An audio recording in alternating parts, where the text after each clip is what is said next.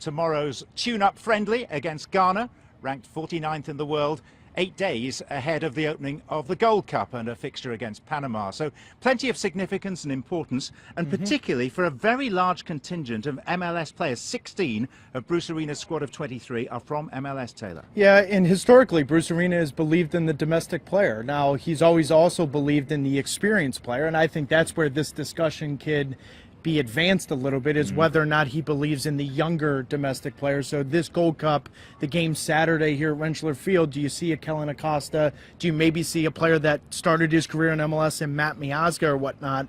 But it's going to be very interesting to see the MLS player that makes the transition for Russia a year from now. And John, that's what Bruce Arena has always done as the national team managers. The Gold Cup before the World Cup, he's always found a couple players, Jimmy Conrad in 05, Pablo Mastroeni in 02. So while you're watching the game Saturday, keep in mind, if there's one of these new faces that has a really good game, I wouldn't be shocked if a year from now you're seeing them called on the 23-man roster. And of course, Bruce Arena has always made it his business to say, look, I'm in this to win. But how important is it to win in a game like this? I think this is the only time Bruce Arena would probably admit he's not in it to win it. I think he's actually in it to get answers to some questions and to find out what his roster looks like. Now, I'm not saying he's going to go out and play the weakest lineup, but if he was in it to win it, we'd see a different roster, particularly in the group stage. He needs answers, and I think we're going to get some of those tomorrow here at Rentschler. Okay, frequent foes, US and Ghana. They've met at the last 3 World Cups. But unlike the last meeting in Natal at the Brazil World Cup, there won't be floods. It's glorious here.